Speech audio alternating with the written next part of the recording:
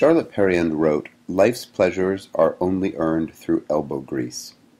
This is a designer who had an extremely long and active career, and all of her efforts, the early modernist work she did with Le Corbusier, for which she's now given credit, and her later work, which is still lesser known, are evidence that she knew how to do both, how to work hard and enjoy life at the same time. She had an extremely long career. Her autobiography was written in 1997 when she was 94 years old. And look at the range of personality on view in just these two photographs. On the left, in 1935, she's reached the top of the Alps and, as one would, has removed her shirt in celebration. And on the right, she's sitting in her Paris apartment working on her memoirs. Her parents worked in the fashion industry. Her father was a tailor, and her mother was a couture seamstress. And they instilled in Charlotte an understanding of the value of work. Her mother said, "Work is freedom." These are three famous chairs. They are icons of 20th century design and help tell the story of the birth of the modern movement. They really beautifully explore the transition from a craft to a machine aesthetic in a way that you can't see so much in Bauhaus-era work that was leaping ahead farther into a machine aesthetic. There's still a really strong French sense of the craft tradition in these pieces. For decades, we were told that they were designed by Charles-Édouard Jeanneret, known as Le Corbusier, a Swiss-French architect, given credit for pioneering modernism in architecture and inventing methods of construction that we now use to make pretty much all of our buildings. He worked throughout his career with his cousin, so historians began to include Pierre Jeanneret's name in the attribution of these chairs as well. It's only relatively recently that we've added Charlotte Perriand's name to the mix. In fact, the names should be in reverse order. Although they were a team effort, without her they would not have existed. Perriand credited Le Corbusier for setting the design parameters and for suggesting the basic forms. She took charge of the details and the execution. She got it all done. Charlotte Perriand went to art school. She studied interior design like many other good French women of the day, and she worked very much in the style of the time. This is a 9-panel screen that she produced for the 1925 Paris Art Deco exposition, and it's the Muses on a wrought iron frame. Jeweler Jean Fouquet was a friend of hers and lent her 2 books by Le Corbusier, Vers une architecture and L'art décoratif d'aujourd'hui. The books, she said, opened the walls before my eyes. She wrote, "I discovered English literature, Cocteau's films, Louis Armstrong. I learned to do the Charleston. Charles Lindbergh had just made his flights from New York to Paris. I did my hair like a young boy, adorned my neck with a necklace that I had made for me out of industrial chrome steel balls. I called it my ball bearings, a symbol and a provocation that marked my solidarity with the machine epic of the 20th century." In 1926, she had interiors on view at a design expo in Paris, and you can see they're relatively conservative, they're classic Art Deco interiors. In 1927, she took her portfolio to Le Corbusier's office. She had read his books, and she decided she wanted to work with him. Le Corbusier is rumored to have said to her, "We don't embroider cushions in my studio," and sent her packing. A little bit about Le Corbusier so you can understand the relationship between who they were when they met and who they became through their work together. Le Corbusier admired Roneo filing cabinets, American office furniture, innovation steam trunks, anonymous things with no style that were functional, that were efficient, that were standardized. Unfortunately, these things were not domestic, and he wanted to create a domestic interior that borrowed from them and had a similar approach to functionality and the arrival at an aesthetic through the exploration of a function. In 1925, Corbusier designed the Esprit Nouveau Pavilion for the Paris Expo. On the outside, it couldn't have been more different from everything else on view at the Expo, charging forward into the modern era. On the inside, there's a sort of confusion of objects that aren't as confident about their modernity. He used tonnet furniture, bent wood chairs, and a generic leather club chair. The day after Corbusier said, "We don't embroider cushions," to Charlotte Perriand and sent her away, he and his cousin Jeanneret visited the 1927 Salon d'Automne show and saw Perriand's installation called the Bar sous le toit, the bar in the attic. It was a celebration of gleaming metal and chrome and undecorated surfaces and modernity. Charlotte Perriand had designed it for, and then after the show came down, installed it in her apartment in Place Saint-Sulpice in Paris. Corbusier realized when he saw this installation that whoever created it had blended exactly the kind of domestic interior and modern approach that he was looking for in his work. And she was invited, at just 24 years old, to join Le Corbusier's studio. Her job description was to focus on the equipment of a modern dwelling. This is a picture taken in the Bar-sur-le-Toit of Corbusier, Perriand. In between them is Percy Schofield, her first husband, and on the right is Fouquet, the jeweler who had lent her Corbusier's books in the first place. She displayed her own designs for a dining room at the 1928 Salon des Artistes Décorateurs. Marcel Valotaire, in the studio, wrote, "Perhaps never before have I so definitely experienced the feeling of entering a new world, a breaking with narrow traditions, be they ever so respectable, of a window open to the future. The motor car, the airplane, and wireless have in a few years revolutionized the material conditions of life. Grave social questions, home life, housing, the position of women, have altered our customs. At this time, the artists have not remained outside the movement, they have progressed with it, and sometimes even gone beyond it." What I love about Charlotte Perriand's work is that she managed to conquer any obstacle. Whatever it took to get the job done, she was willing to pursue and track down. If you don't have it, get it. If you can't get it, make it.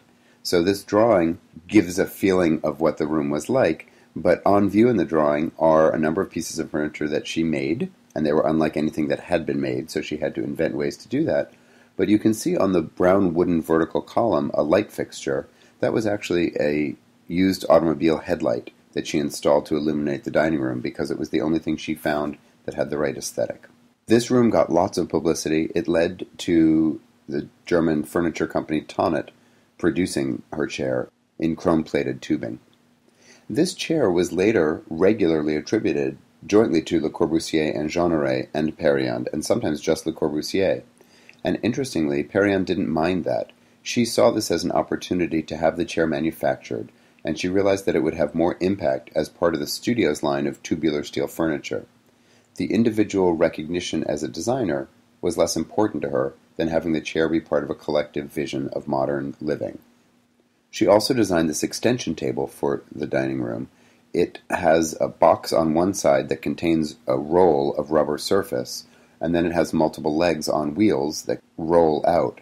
And as they roll out, the table extends and pulls the rubber surface out of that box. So it's an extension table, and it's very much a part of the way Perriand approached furniture, not as an object that would be visually satisfying, but as a functional machine that would allow a different kind of use of the space. With her friend René Herbst, she founded UAM in 1929 to promote modern design, especially outside of the juried and old-fashioned exhibition system. If we go back to the chair situation, Perriand finalized the designs. There were 3 chairs: the siège à dossier basculant, the chair with a hinged back, the fauteuil grand confort, and the chaise longue. The goal was to accommodate different sitting positions with different chairs, and if you've ever known an architect, the idea matters most, and the conversation matters second, and the object matters third. So Charlotte Perriand got tired of the office conversation about all the postures you should have, and the idealization of the support system that would allow those postures. Perriand found hardware, leather, and a metalworker named Labadie to fabricate prototypes of the 3 chairs, and then she arranged them in her apartment and invited Le Corbusier and Jeanneret to come over for dinner and surprise them. "Everything was assembled in my atelier in Saint-Sulpice," she wrote. "The chaise longue sculpturally beautiful on its support, the fauteuil à dossier basculant for visitors, and the large and small grand confort armchairs in natural leather.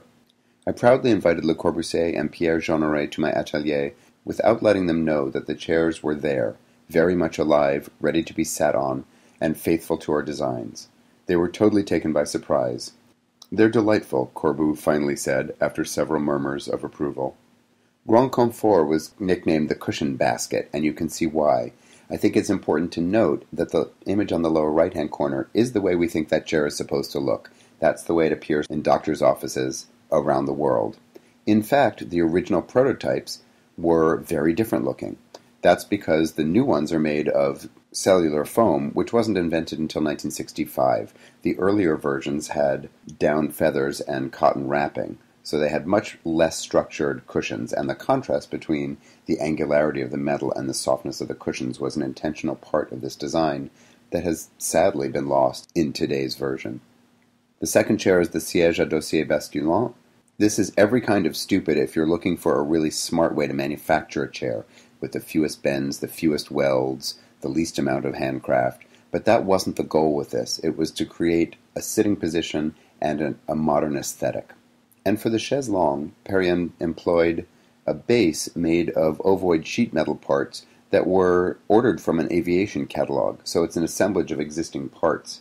And on this chair again, the contemporary version has the perfectly cylindrical foam pillow. The original one was a little bit less rigid in its geometry. Le Corbusier credited Perriand for having the sole responsibility for the execution of all our domestic equipment. He wrote that in 1932. Perriand wrote about her time with Corbu, "My architectural senses came alive in the space of just 5 years." She was barely paid by Le Corbusier and took commissions on the side to support herself and scrape by. These are some of her drawings, and I think they show in a really beautiful way what thorough investigations of function and arrangement Perriand pursued. It wasn't about the decoration until the function had been addressed. The atelier designed the equipment for a dwelling apartment for the 1929 Salon d'Automne. Perriand wrote about this, "Architecture should be the backdrop for the ever-changing spectacle of daily life." Max Terrier wrote about the equipment for a dwelling in Art and Decoration. "It was a manifesto, a declaration of war on the ideal of the padded and stuffed bourgeois salon." Before Perriand, Corbu didn't know what to do about kitchens. In the manual of the dwelling, he wrote that kitchens should be at the top of the house to avoid smells. But that's it. That's all he wrote. When Perriand arrived, she brought with her a stronger knowledge of what a kitchen's for and what it does. She was a user in a way that Corbu hadn't been. And this is a really interesting kitchen design. It's hard to see in these pictures, but I've combined a photograph with a plan, and maybe you can piece it together. The stove is in the middle of the room, and there are flip-up, flip-down counters, so you can extend the amount of workspace you have next to your stove and decide what you're going to use it for and where you're going to stand. It has a flush-mounted fridge, which is something that really wasn't part of kitchen design at the time. Lots of room for storage and a pass-through into the dining area. Perriand stayed on at the studio for 10 years, participating in all of the design projects. There is so much work she did at the atelier that you could do an entire other talk on just that. But one of the last collaborations she did was part of this 1937 bathroom for a hotel. It was manufactured by Jacob Delafont. The sheet metal parts were fabricated by Jean Prouvé's shop. The toilet has 3 positions, depending on how you prefer to use your toilet. The last flip down is a bidet. You can flip it all the way up and shower in the room. The floor is in the drain. You can also use the shower to clean the bathroom. Her politics and her personal belief system became increasingly important to Charlotte Perriand as she aged. She wrote, "The nature of peasant life offers a necessary counterpoint to mechanization and materialism." In 1931, she went to Russia to see communism firsthand, and she found it grim. She realized there were no old people because they were all dead. On her way back, she passed through Germany in 1932 and saw the poverty there. She wrote about the family she stayed with. They were an honest and upright family, made distraught by poverty. And in 1934, she took classes to learn more about Marxism. She joined the Popular Front in France with the belief that the masses should have green space, exercise, paid holidays. And in this time, she produced 3 important mural projects that investigated and communicated her politics. To produce the murals, she spent time in shanty towns, she spent time with the poor that she was trying to represent in the mural, and she took her own photographs to use in these large photo montages. Le Corbusier's politics were based on how he could get his designs built. So if he had to be friends with Mussolini to find a patron in Italy, he was willing to do that. Perriand's belief systems were based on her experience, and she was much less flexible in her belief. Her belief informed her work.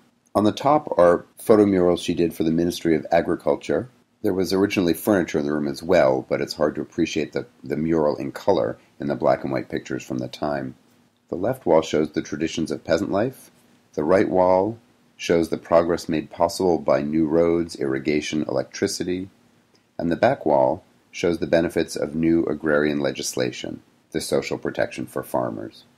If we go back to the chairs for a moment, the chaise longue, with just a canvas cover, not with the leather, sold from Tonnet in 1930 for 2,500 francs. That's about $2,000 in today's money. The Grand Confort chair was 4,230 francs. That's about $3,000 today. The equipment for a dwelling kitchen was electric, and in 1927 only 14% of France subscribed to electricity. And electricity wasn't generally in the kitchen, it was just in the living room for lights. So an electric kitchen was an incredibly elitist object. In the 1930s, Perriand increasingly turned her work towards finding ways to bring modernism into the home for the everyday person, not the elite. Corbusier's work was executed for very wealthy customers, and Perriand enjoyed the exercise of inventing the modern aesthetic, but was frustrated that that wouldn't end up existing in anyone's daily lives. So she tried to find ways to bring modernism into a humbler circumstance. And she wrote, "I approved of the form arising from function notion advocated by the Bauhaus, but I also sought to add a human touch in terms of sight, touch, and even hearing." And she approached modular storage, open plan flexibility. She was interested in designing cheaper furniture, available to more people, appropriate for housing units. She was sympathetic with the public's reluctance to embrace modern design. So she was looking for things that would inch towards modernism without plunging in. She published a questionnaire to determine people's design preferences, instead of merely imposing her own on them. And she looked for ways that metal could be used in less expensive, more popular ways. Could it be painted instead of chromed so that it looked a little warmer, a little more welcoming in your house? And then also, could wood be used in a more contemporary way? The metal folding chairs on the top were made using pre-made cushions from Simmons, so she designed around a standard. She wrote, "Users must be granted total freedom to make a place for themselves within the architecture." On the left is a picture of her own apartment, and note the gymnastic rings for exercising, and on the right is the table that she made for that apartment. It's a very unusual shape. It allowed her to have a work table, an entertaining table, a table for two that would seem intimate, but also a table for 11 that took up the least amount of floor space possible.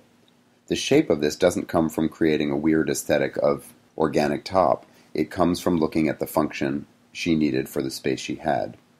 Perriand had a really refined ability to find artisans that would work with her and had expertise in different materials. She worked with a carpenter named Chataille to make these wooden tables, and he had the ability and also a warehouse full of wood that really defined her next body of furniture.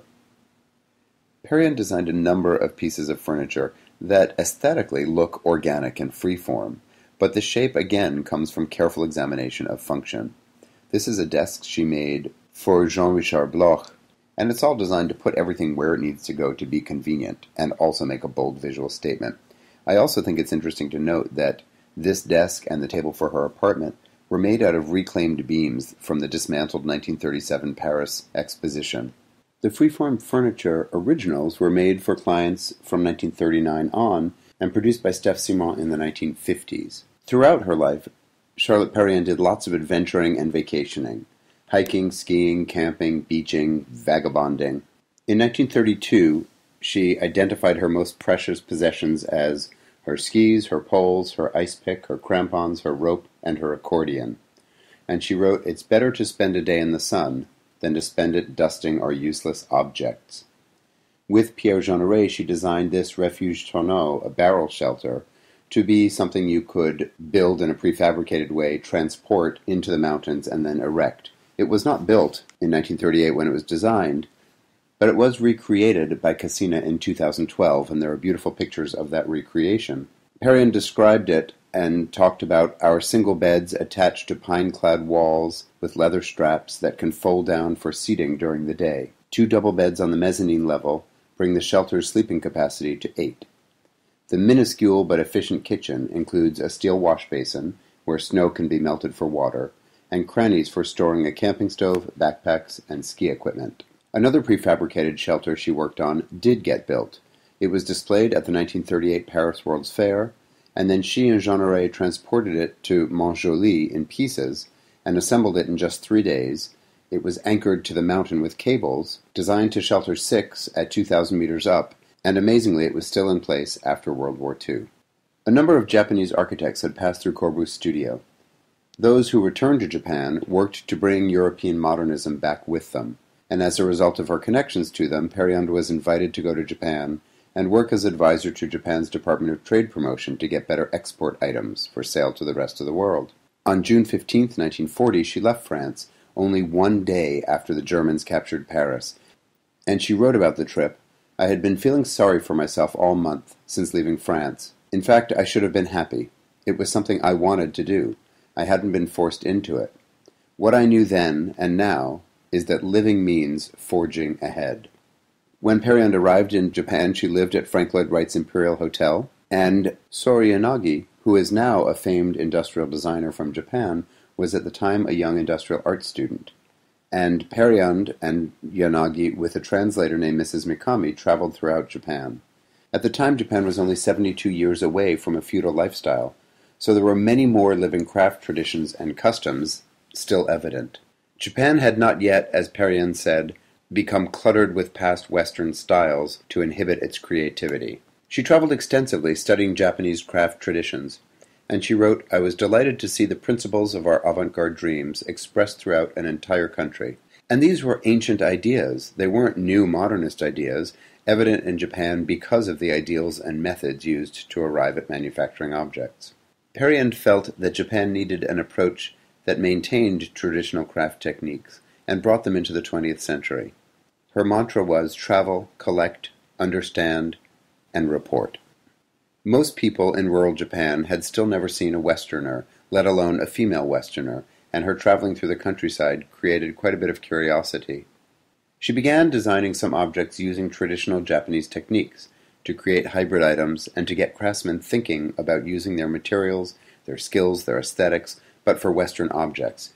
She also took the opportunity to reinterpret some of her earlier designs in new materials, and created this hauntingly beautiful bamboo and wood version of the chaise longue. She wrote, "I was amazed to discover how absolutely modern the tatami was. This standardized floor covering was used for imperial villas in Kyoto, peasant dwellings, hotels, and restaurants alike.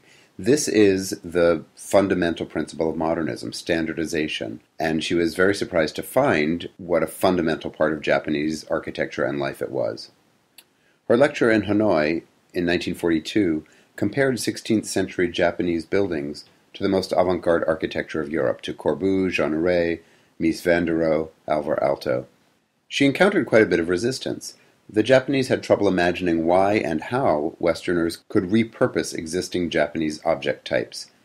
They found it odd that she was trying to combine very high-end, handmade lacquerware with what they considered low-end woven trays.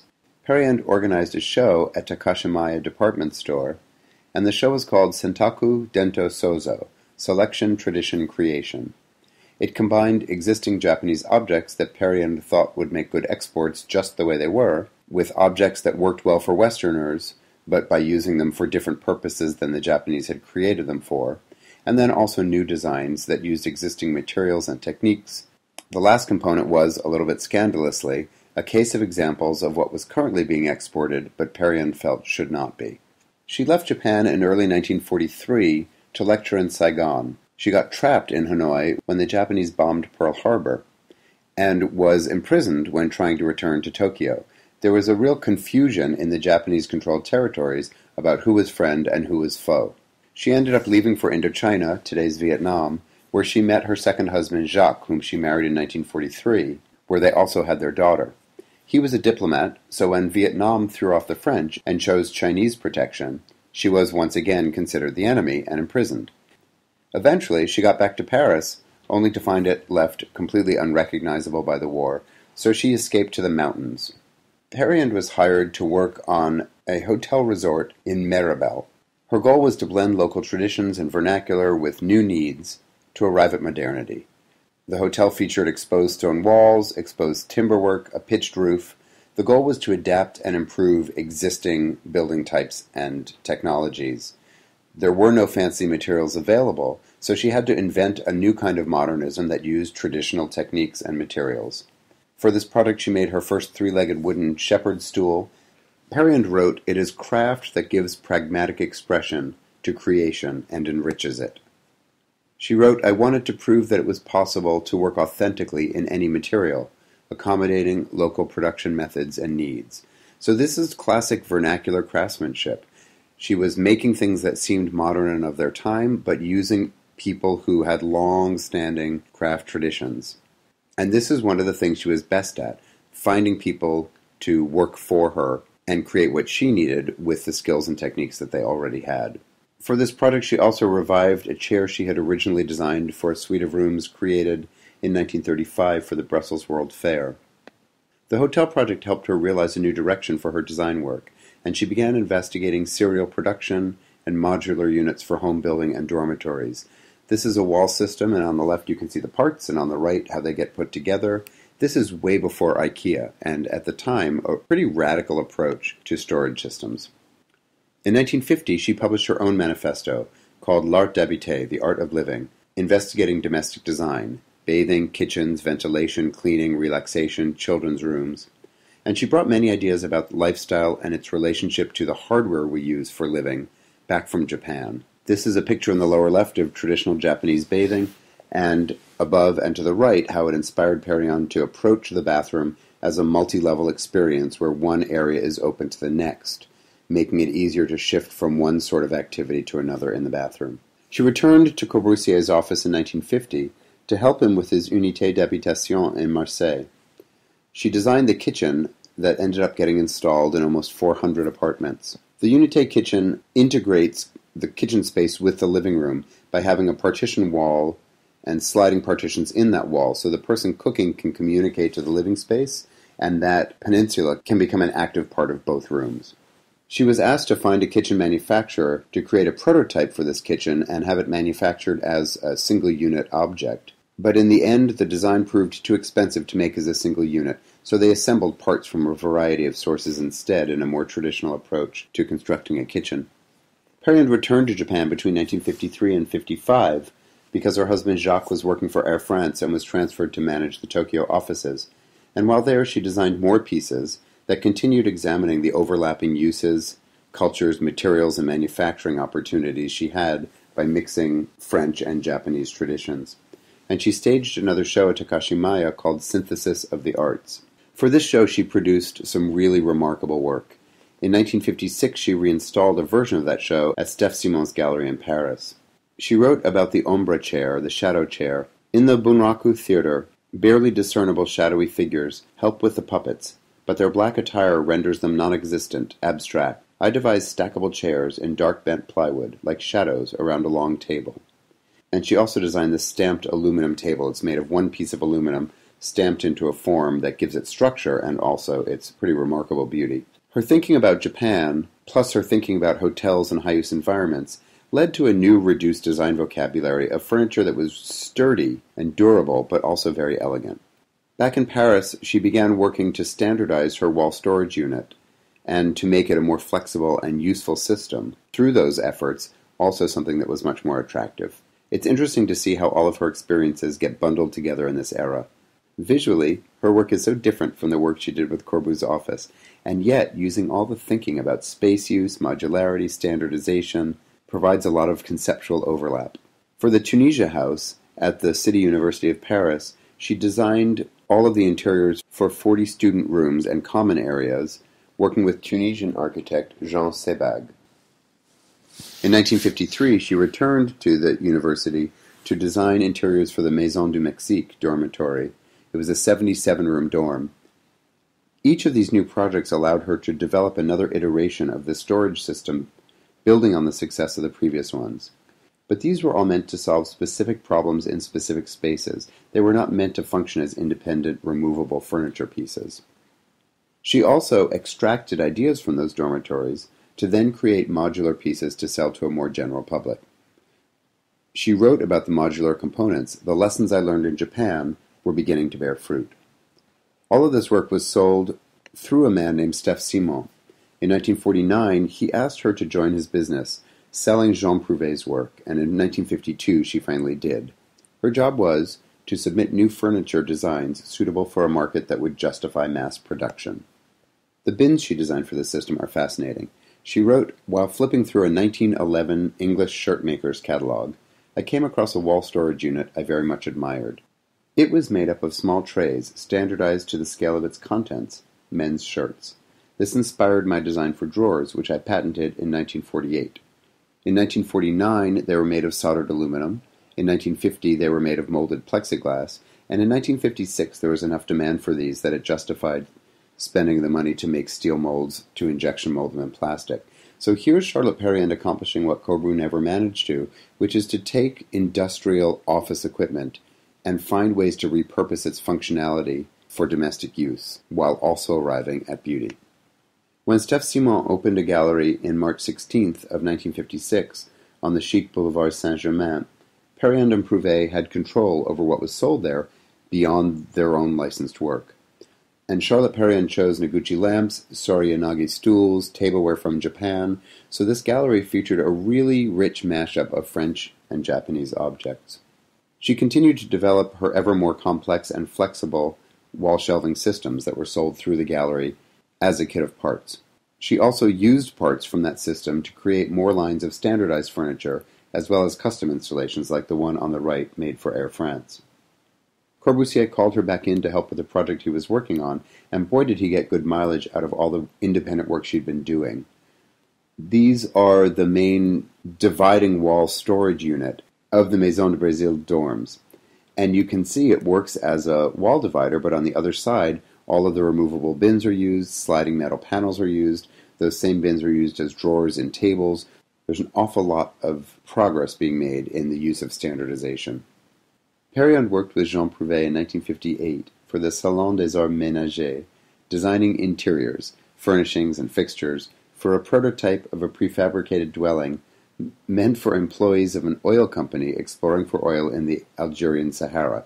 I can't explain anything about that program, but if you look at the building, she did the pod that held the kitchen and the living space, he did the pod that held the bedroom, so a day pod and a night pod.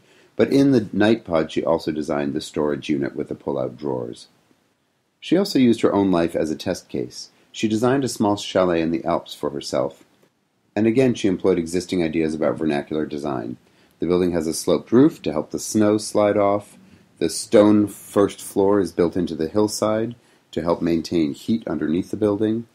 The windows face the sun and slide open to nature so that you can control the temperature and your exposure to the elements. All of the other walls are solid. She also used each of her apartments in Paris to explore different ideas about interiors. Her apartments gave her a chance not to be architecty and design a dream thing from scratch, but to be normal like the rest of us and just adapt what was existing to her own life. She used ideas and craftspeople from throughout her career. On the right you can see the staircase that's a hybrid of a straight stair and a spiral staircase, helping it fit into this impossibly small amount of space, and she had that custom made for the apartment. And on the left you can see it just sticking out a few treads into the living room. And below that you can see the kitchen, which is all of her ideas about a kitchen in one. There's prefabricated components, open storage shelving, a pass-through, communicating spaces. Her biggest design chapter began when she was in her late 50s. She began designing resorts to get normal people out into nature, out onto the mountains. There was a government competition to get people into the Alps, and the goal was to extend leisure to the masses while preserving the still unspoiled countryside. This plan involved a monorail from the train station to the resort, which was 15 miles of scenic views, and the closest parking was 25 miles away. So you were really encouraged or even forced to interact with nature in the way that you stayed at this resort. You can see that it's a series of prefabricated units that are stacked up and built into the hillside. It's a sort of extension of the natural topography. Her next project was a 20-year project. It was a total collaboration. This was one of Perriand's greatest skills, her ability to collaborate with others. This project involved 3 ski stations in the Savoy region, accommodating up to 30,000 people. And they were named for the altitudes that each building was built at. Roger Godino was the developer, and he had visited her in her chalet, and seeing what she had accomplished in such a small space made him realize that Perriand was the perfect fit for this idea of nature plus new architecture. This project totally used her skills and experience designing houses for the masses, using modular construction, treating a residence as a collection of equipment. She was respecting the culture and the economy of the local inhabitants, and respecting the natural environment, and also inspiring visitors to do so at the same time. Arc 1800 was a car-free resort that slept 18,000 people. It was constructed just above the 1700 contour line, and this is space design, environment design, interior architecture. It's not furniture design. No piece in here was designed to be an attractive object on its own. They all work together as components in a larger system, including the bathroom that she designed, which was prefabricated, built off-site in Brittany by a company that had made sanitary installations for ships. And it was built out of fiberglass, scaled to fit on the delivery truck. So I love that she's working with standards of what will fit our body and what's manufacturable, but also thinking about the transport system. It was possible to install 7 of these every day during construction. The bathroom has 2 halves, an upper half and a lower half. The lower half houses all of the utilities, the plumbing, the services. The upper half has the less structural components like mirrors and lighting. And then it lives adjacent to the kitchen so that the two of them can share all the utilities, the plumbing and the wiring. Over time, financing, unit size, the rent versus own decision, the level of luxury people expected, and customers' expectations in general all kept changing. So this project involved constant renegotiating of the goals of the design and rotating team members. Perriand's flexibility and ability to work with people and changing design briefs was really put to the test by this project. She wrote about the ARC project, "I explained to them time and time again that I was only interested in working on programs in which the furniture and fittings would be designed hand in hand with the architecture, rather than simply chosen from ready-made pieces." So these are not really designs. It's unfair to judge any of this furniture on its aesthetics or on any of the things we usually consider when looking at an object. These are actually solutions. They're systems. They have an aesthetic, but that's not their primary reason for existing. The really exciting work was all built in. The staircase is made using a traditional Japanese trick of stacking storage chests to make stairs. In this case, she's built a staircase that has nested storage underneath. By the mid-1980s, when Perriand was in her 80s, she started to get really famous in the design world. She won the Legion of Honor in France in 1985. That same year, the Musée des Arts Décoratifs in Paris had an exhibit of her work. She got to design the exhibit herself, which is a rare opportunity for a designer. And that show traveled to the Design Museum in London, where she was challenged by the reinstallation plans. She wrote, "I'm not a furniture designer." She wanted process included in the show to explain the furniture. She didn't want the furniture to be considered as objects, but as solutions.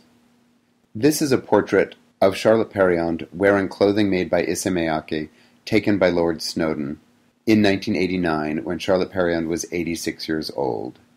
It's a remarkable portrait that shows her joie de vivre, her cross-cultural tendencies, and her amazing longevity. She had worked with the architect José Louis Serre at Le Corbus's firm, and he wrote about her. "The furniture of Charlotte Perriand is always beautifully structured, simple without being cold. Its shapes, textures, and colors are balanced and harmonious. It is always carefully detailed, for Charlotte had learned the lessons of fine craftsmanship and applied them to industrial production. She realized one could combine the two." She had one more big project in 1993 when she was 90 years old. It was a tea pavilion for an installation sponsored by UNESCO. Who better to help promote cultural cross-pollination? The pavilion was made of an umbrella-like fabric roof suspended from bamboo structure, housing a preparation space and an elevated platform surrounded by a water garden for a Japanese tea ceremony.